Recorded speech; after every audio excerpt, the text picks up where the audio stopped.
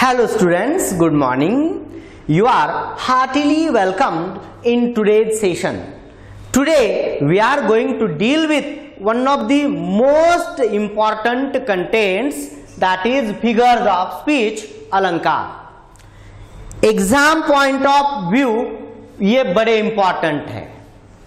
अब क्वेश्चन कुछ ऐसा होता है एग्जाम में, the question is somewhat like name and explain the figure of speech in given line. उसके लिए हमें एग्जैक्टली फिगर ऑफ स्पीच होता क्या है ये देखना पड़ेगा, उनके कौन से टाइप्स है उनकी स्टडी करनी पड़ेगी, उनका प्रिपरेशन करना पड़ेगा. तो let us see first of all exactly what is figure of speech. देखिए बच्चों, figure of speech is nothing but ornamental way of expressing the ordinary things, simple things to have a special effect. What said? Figure of speech होता क्या है? Departure of ordinary form of expression. क्या purpose है उस departure का? To get the special effect. कोई special effect पाने के लिए ऑर्डिनरी फॉर्म को हम कुछ अलग तरीके से वहां पे लिखते हैं, यूज करते हैं. एक्चुअली ये पोएटिक डिवाइस है, means it is comprehensively used while composing, while making the poems. And already I have told you कि इट इज द ऑर्नामेंटल वे. तो सजा के बताया जाता है, सजा के बोला जाता है. क्या पर्पस है? To increase the beauty of language. जैसे हम या particularly girls, ladies use ornaments. क्या वजह होती है, पर्पस क्या होता है उसका? Obviously to increase the beauty, और ज्यादा सुंदर दिखने के लिए हम या पर्टिकुलरली गर्ल्स ऑर्नामेंट्स यूज करते हैं. In the same way language को ब्यूटिफाई करने के लिए, लैंग्वेज को ब्यूटीफुल बनाने के लिए figures of speech are there. अब फिगर्स ऑफ स्पीच जो है वो अलग अलग क्लासेस में हम लिख सकते हैं, या I can say figures of speech में be classified in different groups. जैसे कि देखिए, figures of speech based on comparison, figures of speech based on resemblance, or you can say likeness, similarity, figures of speech based on imagination, based on contrast, that is contradiction. After that, word arrangement, figures of speech based on sound effect, echoism you can say. तो ये अलग अलग groups है जिनमें हम figures of speech classify कर सकते हैं, उनका सेपरेशन कर सकते हैं. अब कुछ फिगर्स ऑफ स्पीच की लिस्ट मैंने आपके सामने यहां रखी है. देखिए बच्चों, ये फिगर्स ऑफ स्पीच बहुत इंपॉर्टेंट है and some of them are commonly used in poems.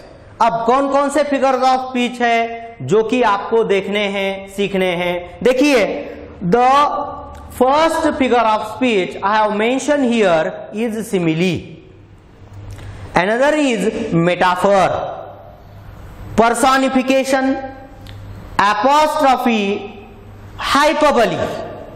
Then after antithesis, oxymoron, paradox, irony या sarcasm, euphemism, transferred epithet, synecdoche, metonymy, climax, anti climax, inversion या एनास्ट्रफी यू कैन से.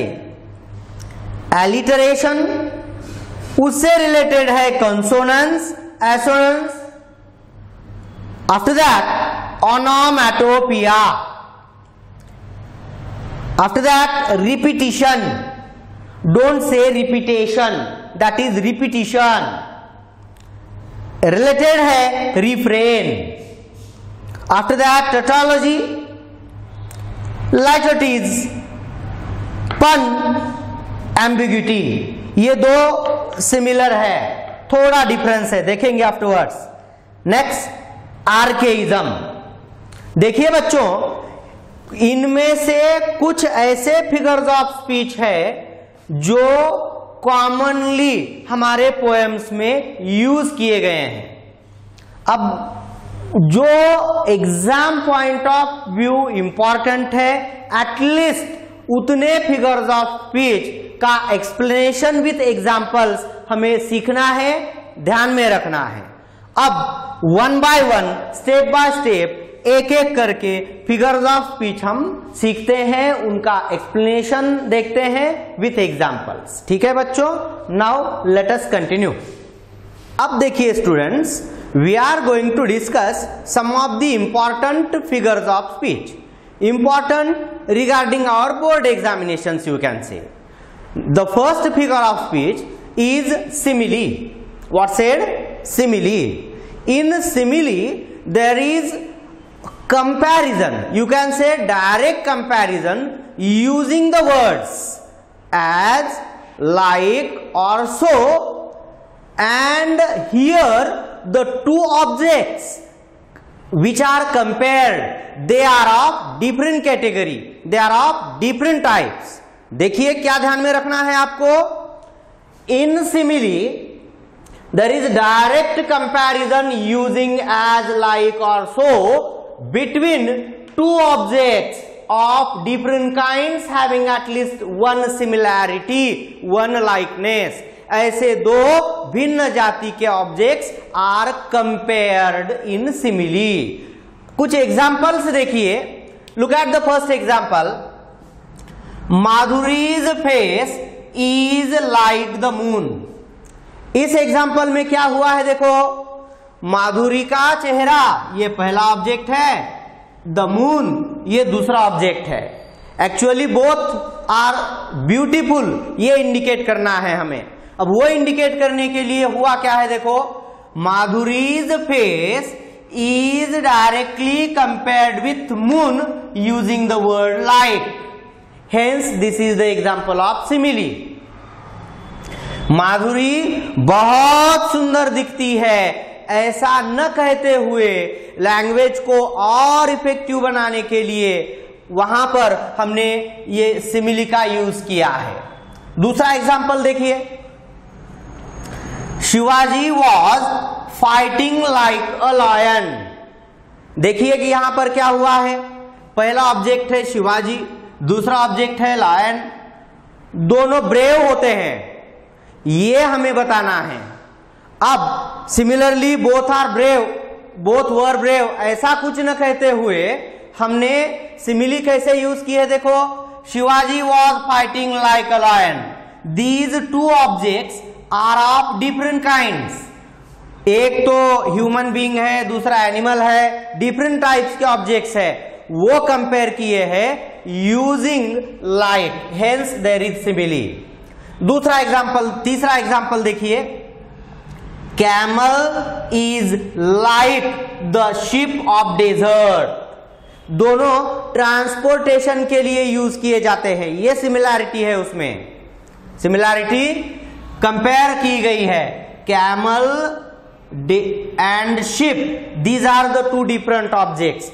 They are used, there is use of the word like, and such objects are compared using like. Hence, this is the example of simile.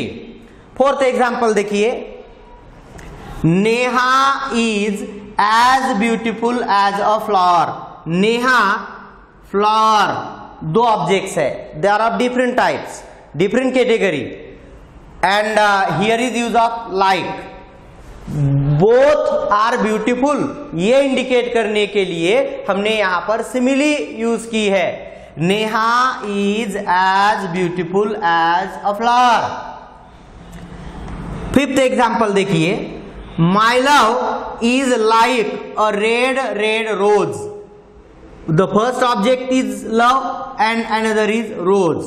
These different objects are compared using like.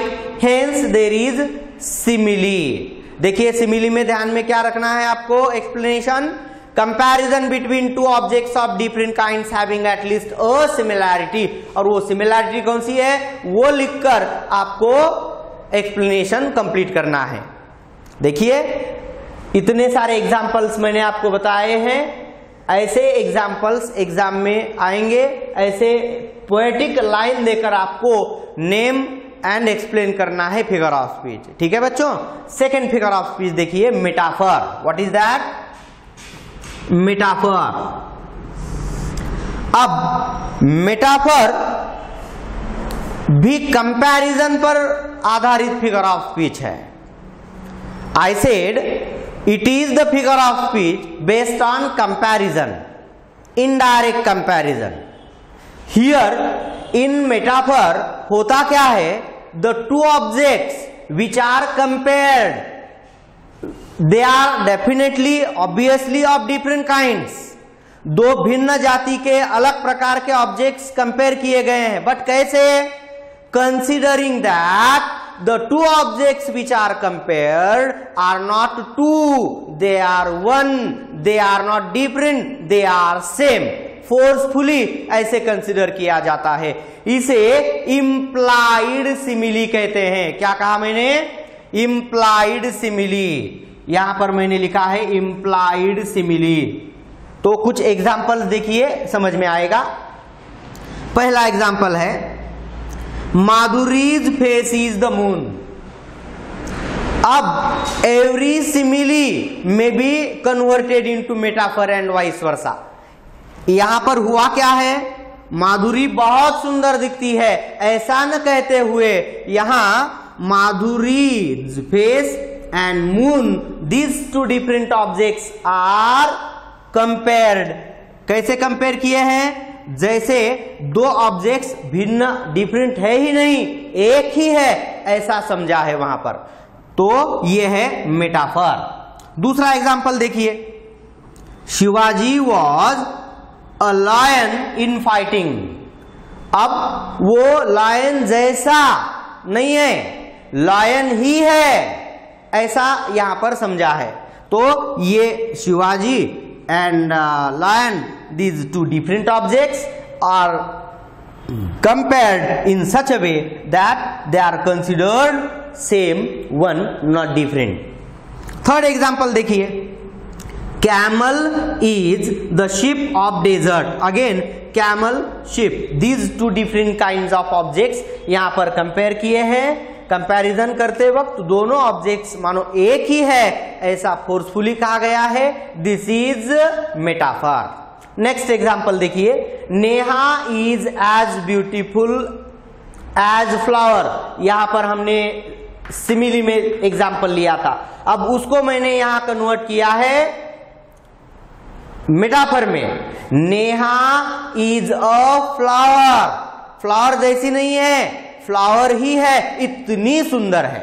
देखिए Neha, flower, दो different objects कैसे compare किए हैं। This is example of metaphor. Next example देखिए, my love is a red red rose. Simile में क्या कहा था हमने? Like a red red rose. यहां पर ये दो ऑब्जेक्ट्स लव एंड रोज मानो एक ही है ऐसा कहा गया है। This is the example of metaphor. देखिए कंपैरिजन पर आधारित ये दो फिगर्स ऑफ स्पीच है, ये हमें ध्यान में रखनी है। एक्सप्लेनेशन ध्यान में रखना है, एंड एक्सप्लेनेशन अगर ध्यान में रखते हैं तो एग्जाम में कौन सी भी लाइन, पोएटिक लाइन आती है तो वो एनालाइज करने के लिए, आइडेंटिफाई करने के लिए हमें कोई दिक्कत नहीं होगी। देखिए कंटिन्यू करते हैं। Next figure of speech, personification. कौन सी है? पर्सोनिफिकेशन। इन सिंपल वर्ड्स, जो पर्सन नहीं है उसे पर्सन की क्वालिटी दी जाती है इसमें। What said? In personification non human beings, that is inanimates, abstract notions, they are given human quality, means they are personified. What said? Personified. इतना ध्यान में रखना है। कैसे? कुछ एग्जाम्पल्स देखिए। पहला एग्जाम्पल देखो, time alone can tell the difference. यहां टाइम को डिफरेंस बताने की ह्यूमन क्वालिटी दी गई है, तो दिस इज पर्सोनिफिकेशन। दूसरा एग्जाम्पल देखिए, नेचर लव्स अस। नेचर को लव करने की ह्यूमन क्वालिटी दी गई है। नेक्स्ट एग्जाम्पल देखिए, माई हार्ट इज डांसिंग। यहां हार्ट को human quality of dancing is given. Next example देखिए, let the soul make justice. क्या हुआ है? सोल ये नॉन ह्यूमन है, इसको जस्टिस करने की ह्यूमन क्वालिटी देकर पर्सोनिफाई किया है। नेक्स्ट एग्जाम्पल देखिए, द वॉल इज हियरिंग।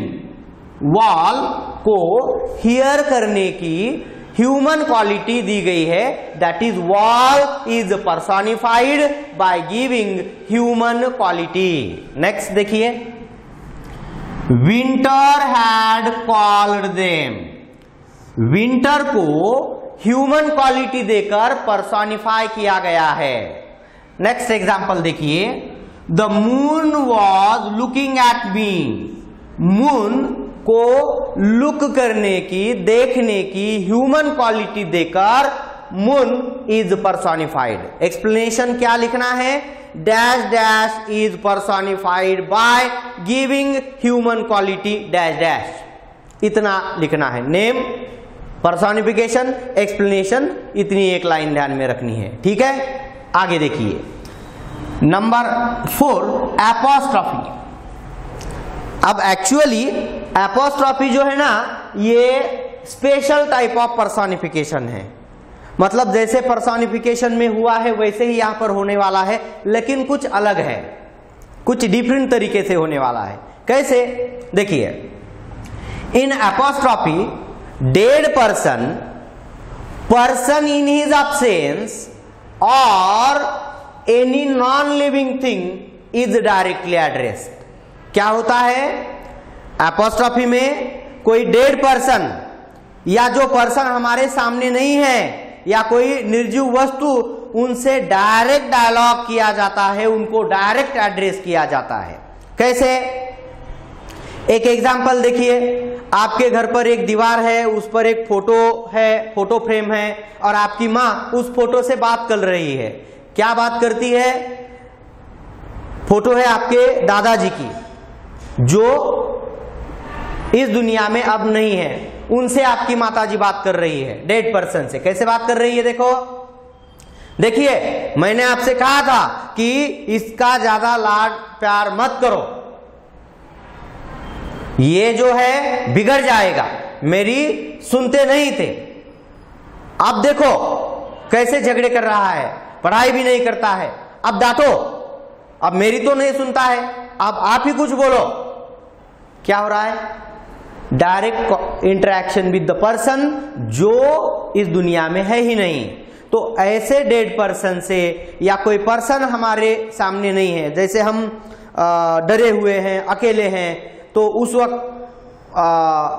हम इतना डरे हुए हैं कि हम अपनी माँ से या किसी फैमिली मेंबर से डायरेक्टली बात करते हैं, बोलते हैं, जो हमारे सामने वहां पर होते नहीं हैं। देखिए कुछ examples. Good bye my dear old home. पहला एग्जाम्पल है good bye my dear old home. यहां ओल्ड होम, ये जो नॉन ह्यूमन है, इसको डायरेक्टली एड्रेस किया गया है। तो this is the example of apostrophe. Apostrophe में जनरली ऐसे एक्सप्लेनेशन, एक्सक्लेमेशन मार्क या कॉमा का यूज किया जाता है, जिसे हमें ध्यान में रखना है। दूसरा एग्जाम्पल देखिए, ओ William give me thy pen. अब यहां हुआ क्या है? विलियम शेक्सपियर को उसका पेन मांगा है, जो कि इस दुनिया में है ही नहीं, उसे डायरेक्टली एड्रेस किया गया है। O William give me thy pen so that I can write like you. हमें आपके जैसा लिखना है तो आपका पेन हमें दीजिए। किसे? जो इस दुनिया में है ही नहीं, उसे डायरेक्टली एड्रेस किया गया है। ठीक है बच्चों, तो यहां William is directly addressed. Next example देखिए, cricket good bye we have been friends so long. अब क्रिकेट से कोई प्लेयर रिटायर हो रहा है। अब रिटायर होते समय वो प्लेयर क्रिकेट से बात कर रहा है, तो क्रिकेट इज डायरेक्टली एड्रेस्ड ऐसे कह सकते हैं। या क्रिकेट कोई इंसेक्ट है जिससे भी बात हो रही है, ऐसा भी हम कह सकते हैं।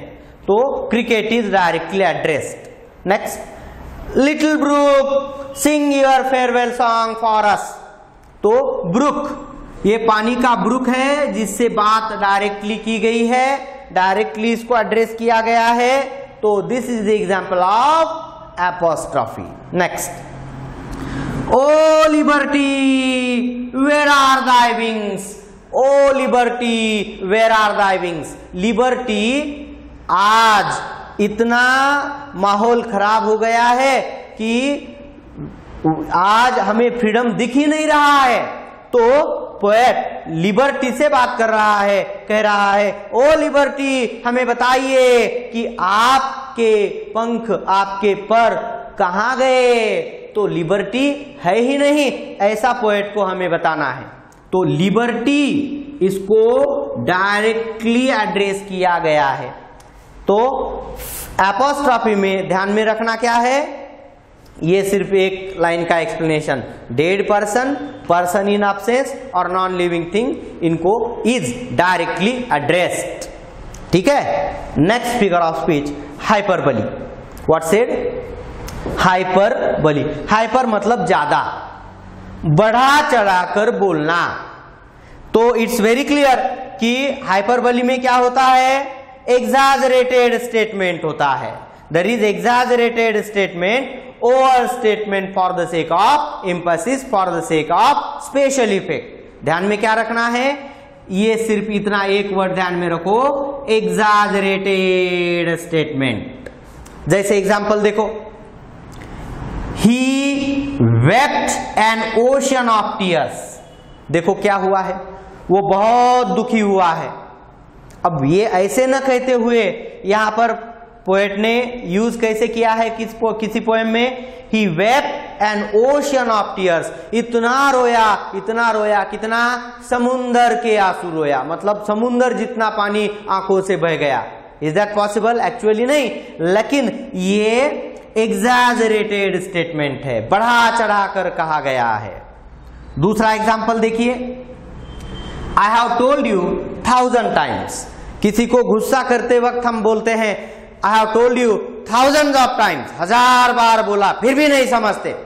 एक्चुअली 1000 बार बोला है? नहीं, 1 2 3 4 5 बार बस।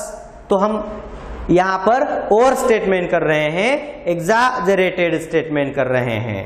तीसरा एग्जांपल देखिए, she smiled and the whole world became mad. क्या हुआ है? वो हंसते ही सब दुनिया, पूरा वर्ल्ड मैड हो गया है। ये एग्जैजरेटेड स्टेटमेंट है। उसके हंसने पर 1 2 3 4 5 लोग मैड हो जाएंगे, पूरी दुनिया थोड़ी मैड हो जाएगी। तो this is exaggerated statement. Next, I will look at you through 1000 of eyes. ये मैं आपको वॉच करूंगा, मैं आपको वॉच करते रहूंगा, ये बताने के लिए यूज किया गया है। एग्जैजरेटेड स्टेटमेंट है, 1000 आईज से देखूंगा, इतना वॉच करूंगा, एग्जैजरेटेड स्टेटमेंट है। Next, he is so thirsty that he will drink the whole ocean. क्या हुआ है? वो इतना थर्स्टी है कि पूरा समुंदर पी जाएगा। पी जाएगा पूरा समुंदर? कितना भी थर्स्टी हो, इतना पानी पीना पॉसिबल है? बिल्कुल नहीं है। तो इट इज एग्जैजरेटेड स्टेटमेंट अतिशयोक्ति बढ़ा चढ़ाकर कहा गया है। ठीक है, और 2 एग्जाम्पल्स हम इसके देखेंगे। 6th example of hyperbole. I love you so much that 40,000 brothers of yours won't make the sum। अब यहां हुआ क्या है, कोई एक्ट्रेस एक्टर से पूछ रही है कि do you love me, he says obviously yes, तो वो कहती है बताइए कितना है, तो वो कहता है, एक्चुअली वो फेंक रहा है, बढ़ा चढ़ाकर बता रहा है। अब कहता क्या है वो कि अगर आपके 40,000 ब्रदर्स होते, उनका सबका मिला के जितना प्रेम हो जाता, उससे कई गुना ज्यादा मेरा अकेले का है। तो क्या है ये, एग्जैजरेटेड स्टेटमेंट है, ओवर स्टेटमेंट है, क्योंकि एक भाई का एक बहन से इतना प्रेम होता है कि वो बता नहीं सकते। 40 ब्रदर्स का तो इतना ज्यादा हो जाएगा कि हम इमेजिन भी नहीं कर सकते। और ये एक्टर क्या कह रहा है कि इन सबसे ज्यादा, मतलब सबका मिला के जितना होगा उससे ज्यादा मेरे अकेले का प्रेम आप पर है। तो एग्जैजरेटेड स्टेटमेंट है। क्या था, I love you so much that 40,000 brothers of yours won't make the sum। ठीक है, one more example देखिए। Here is the smell of blood still, the whole perfume of Arabia will not sweeten this little hand। Actually ये William Shakespeare का Macbeth, ये जो drama है उसमें से ये सेंटेंस लिया गया है। लेडी मैकबेथ मतलब मैकबेथ की वाइफ, जो after the murder of king, उसकी बहुत ही फियर उसके मन में है, बहुत डरी हुई है, घबराहट है। वो डर दिखाने के लिए यहां हाइपरबली यूज की थी विलियम शेक्सपियर ने।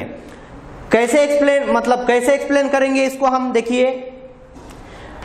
एक तो ध्यान में रखना है कि हाथ को अगर किसी बात का बैड स्मेल आ रहा है तो एक बूंद, a drop of perfume is sufficient, more than sufficient. एक बूंद अत्तर या परफ्यूम का काफी है जो वो बैड स्मेल हटा देगा। लेकिन यहां कहा कैसे है कि अरेबिया, ये जो फ्लावर की गार्डन है, उसमें का सब परफ्यूम अगर लाते हैं, सब फ्लावर्स का परफ्यूम अगर लाते हैं, उससे मेरे हाथ धोते हैं, फिर भी इस हाथ को जो ब्लेड का, वो ब्लड का स्मेल है लगा हुआ आ रहा है, वो नहीं जाने वाला। तो यहां एग्जैजरेटेड स्टेटमेंट का यूज है। Here is the smell of blood still, the whole perfume of Arabia will not sweeten this little hand। Explanation सिर्फ एक लाइन में लिखना है। Here is use of exaggerated statement, that's it। ठीक है बच्चों, तो आज के सेशन में, लेक्चर में हमने आपको फिगर ऑफ स्पीच क्या होती है ये बताया है। एंड उसके बाद एग्जाम में जो क्वेश्चन पूछा जाता है, name and explain the figure of speech, तो कैसे एक्सप्लेन करना है, कैसे आइडेंटिफाई करना है, इसके लिए आज के सेशन में हमने almost 5 figures of speech explain किए हैं। इनका एक्सप्लेनेशन आपको ध्यान में रखना है, 1 या 2 पंक्ति में एक्सप्लेन करना है, ज्यादा डिस्क्रिप्टिव एक्सप्लेनेशन देना नहीं है। इसीलिए मैं इंसिस्टिंगली आपको ये बताता हूं कि जितना मैंने बताया है एक्सप्लेनेशन उतना ध्यान में रखो। फिर कोई भी पंक्ति पोएटिक लाइन आती है तो आप उस लाइन में कौन सी फिगर ऑफ स्पीच है ये आइडेंटिफाई करके उसका नेम लिखेंगे एंड उतना ही एक्सप्लेनेशन लिखेंगे। ठीक है, तो आज यहां रुकते हैं। कोई डाउट, कंफ्यूजन अगर है तो विदाउट एनी हेजिटेशन पूछिए। In next session will continue remaining figures of speech. ठीक है बच्चों, thank you, have a good day.